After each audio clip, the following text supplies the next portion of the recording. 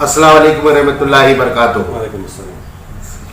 सबसे पहली बात तो मैं आप सबको ये कहना चाहता हूँ, जो फाजिल चांद जो कल परसों यहाँ बताया है मीडिया के अंदर, जो समझ जाओ मुसलमानों वरना ख़त्म हो जाएंगे, दास्तान ही नहीं रहेगी दास्तानों में।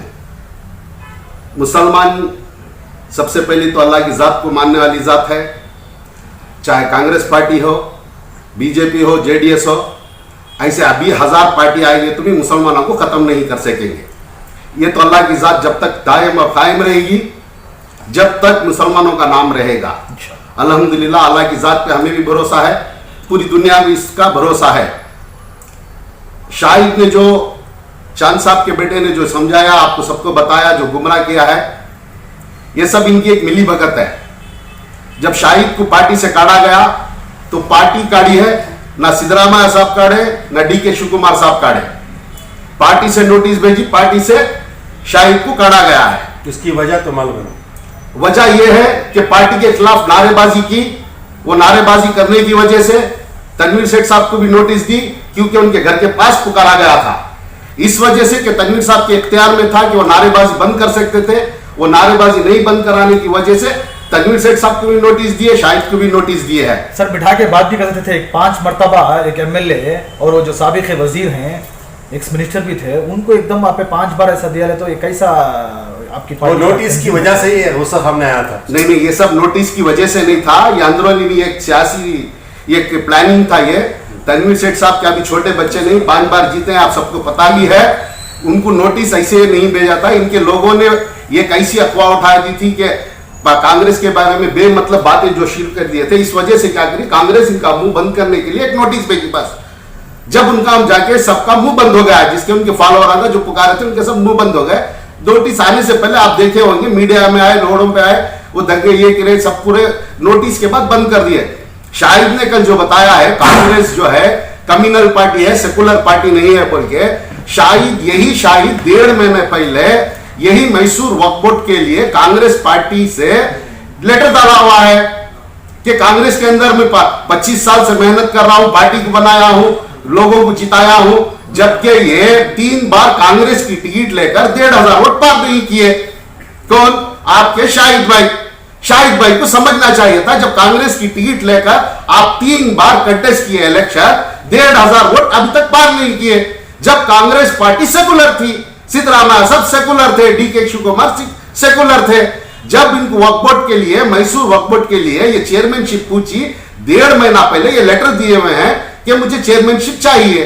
इनको चेयरमैनशिप नहीं देने की वजह से ये अफवाहें फैला है कि कांग्रेस कम्युनल है, सिद्धरामैया सब कम्युनल है। आप सब जानते हैं 70 साल से कांग्रेस क्या किया है हिंदुस्तान के अंदर, ये सबको पता है।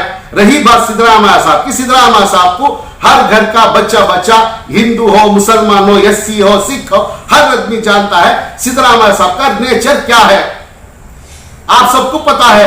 ये अफवाहें डाल के ये शाहिद जो है आज या 2-3 के अंदर जेडीएस को जाने का प्रोग्राम बनाया हुआ है।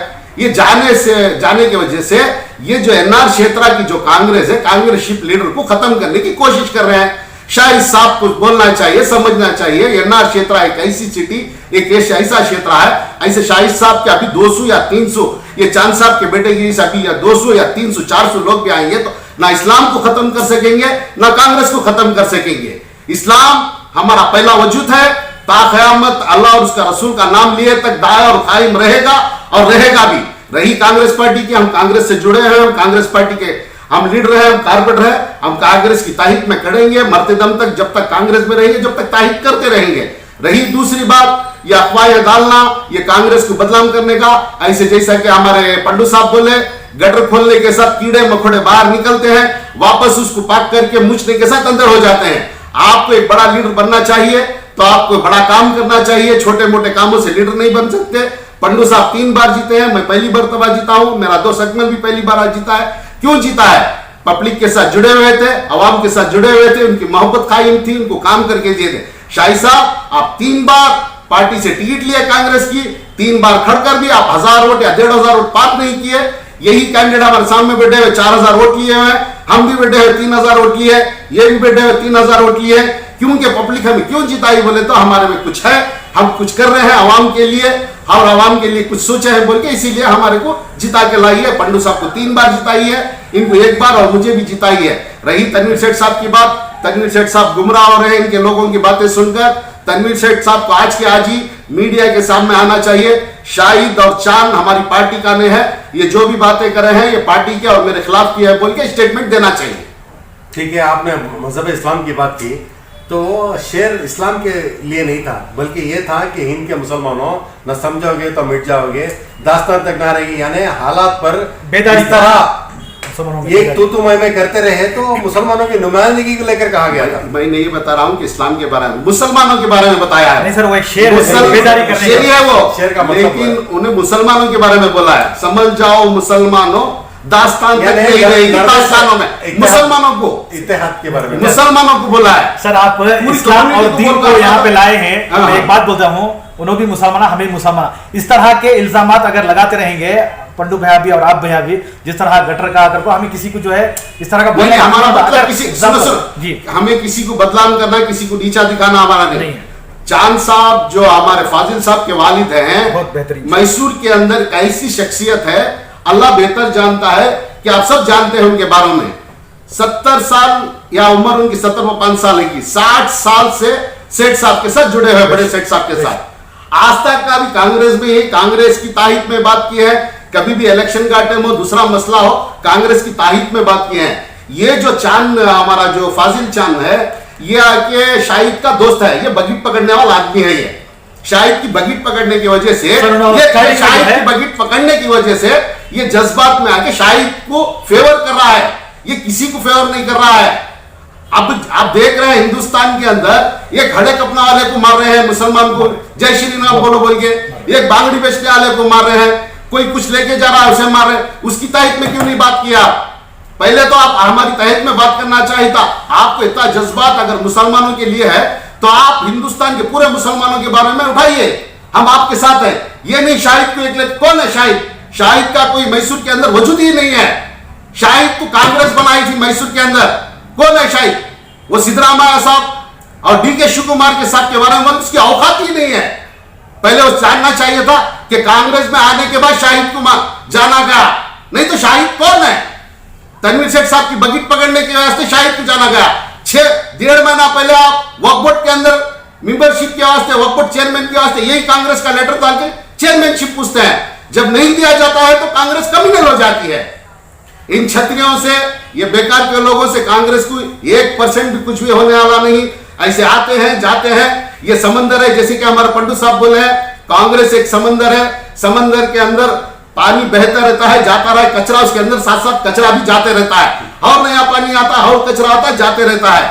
अल्हम्दुलिल्लाह हम सब कांग्रेस के साथ है, तनवीर सेठ साहब भी कांग्रेस के साथ ही है। कोई भी टीम, ये टीम कांग्रेस की मैसूर के अंदर नहीं है, पूरी एक ही टीम है, हम साथ पूरे मिलकर है। जैसे कि आरिफ हुसैन साहब, हमारे अयूब साहब, पूरे मिलकर हम कांग्रेस के वास्ते काम कर रहे हैं। इंशाअल्लाह इसका रिजल्ट आने वाले 2023 को इंशाअल्लाह कर्नाटक के अंदर रिजल्ट आपको मिलेगा इंशाअल्लाह। बहुत अच्छी बात। भाई एक मिनट मल भाई 2 मिनट बात। भाई देखिए, कल का एक ये था, प्रेस कॉन्फ्रेंस थी जेडीएस की। भैया जो है जेडीएस के बारे में नहीं बोले, कांग्रेस वाले कुछ कोई बात लगा दले। जेडीएस के जो लोग जो हैं उनके जहनों में, और उन्होंने जो है अवाम को क्या बताना चाहती बोले तो कांग्रेस में 2 ये हुई गए, क्या बोले, 2 फिरके बढ़ गए थे कांग्रेस के अंदर ही। अच्छा, एक जो है हमारे सिद्धरामैया साहब कहते हैं, डीके शिव कुमार कहते हैं, इनकी वजह से जो है ये पूरी उम्मत गुमराह हो रही कहते हैं। इसके बारे में आप क्या बोलते हैं? अभी डीके साहब को भी और सिद्धरामैया जी को फोन करके पूछेगा तुम्हें कौन से टीम वाले जी होगा कि पहले वो जान लेना सो, कौन जान लेना सो जो बोल रहे हो जी। लेकिन एक चीज क्या है, अगर को बोले तो अगर हमें इशारा देते ना हमारे कांग्रेस वाले जो वहाँ लीडर रहते हैं, 2 मिनट में 5-6 जने तो ऐसा चाहे होगा। अब उनकी मजबूरी है इसकी, अब जाको बोलना अगर को मजबूरी है, बोल रही हूँ।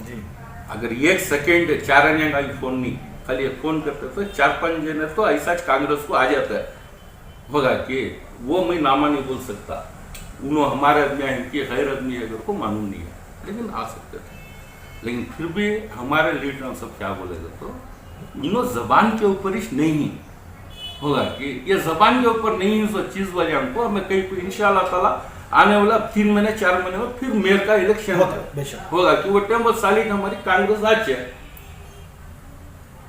वो टाइम हमें बताएंगे क्या अगर को बोले तो कौन सही है या कौन गलत थी कौन बीजेपी को सपोर्ट करे नहीं करे अगर को मालूम होता वो टाइम को और उनको खुद पम हमारे चर्च में उनको पसंद नहीं आता क्या उनको काम पसंद आता उनको अब आखिर में 22 यानी फरवरी को आने वाले फरवरी में ये मेयरशिप खत्म होती है मसला उठा था मेयरशिप के ये जो बहस हो रही है आपके पास भी हो रहा है वहाँ पे भी हो रहा है ये बहस सिर्फ और सिर्फ बीजेपी को इक़्तिदार में आने को लेकर हो रहा है तो मेरा सवाल सीधा ये है कि आने वाले फरवरी में दोबारा आप दोनों का जिस तरह का इत्तेहाद था वो बहाल होने की उम्मीद है या ऐसे ही बीजेपी को छोड़कर नहीं इंशाल्लाह वो टाइम को हमारी खुद की कांग्रेस हमें खुद बिठाएंगे इंशाल्लाह पूरी बहुमत के साथ अपने लोगों को इंशाल्लाह ये बात आवाम को बता दीजिए क्योंकि कंफ्यूज है आदमी नहीं हमारी पार्टी के अंदर सिद्धरामैया जी डीके शिव कुमार इंशाल्लाह अगर से वो उनके साथ मिलना है कर अगर वो बोलेंगे पार्टी हाईकमांड का क्या फैसला आता है उसके साथ हमें रतीपुर है जो हाईकमांड फैसला करती है उसके साथ हम चलते हैं बस अब दूसरी बात क्या है जो कंफ्यूज आप लोगों को आया है 5 साल के बारे में जो जब पहला इलेक्शन हुआ जो मेयर हमें पुष्पाल आयाता को बना है उस टाइम पे हमारा एक एग्रीमेंट हुआ था क्या बोल के एग्रीमेंट हुआ था पहला Congress second JDS third Congress उसके बाद आके जेडीएस लेकिन हमें बात पे रहे तस्लीम मानू को हम बनाए आप सब देखे हुए हैं उसका साथ भी दिया लास्ट टाइम जो रुक्मणी मादेगौड़ा को बनाए हमारे ब्लैकमेल करके बनाए इन्होंने क्या मेयर जबकि हम पंडू साहब सब मिलकर इसका साथ दिए क्यों साथ दिए बोले के बीजेपी नहीं बैठना बोल के उनको मेयर छोड़ के दिए तनवीर शेख साहब को हम जबरदस्ती किए जबरदस्ती करके मेयर देके बनाए जबकि तनवीर शेख साहब वही स्पॉट पे बोले ये डिस्क्वालीफाई हो जाएगी इसका कोई केस चल रहा है इसे मत बिठाओ छोड़ के दे दो इंशाल्लाह हम दो लेकिन वो जबरदस्ती करके ब्लैकमेल करके हमारे पास से लिए 2 महीने में चले गई उसके बाद सारा महेश साहब को हम फोन किए हमारे पार्टी के लीडर्स जब सारा महेश क्या बोले तो 4 महीने ऐसे ही घट गए हैं हमें नहीं चाहिए आप जिसको चाहिए उसको लीडर डालकर आप मेयर बना लिए जब हमारा एक हमारी पार्टी की वजह से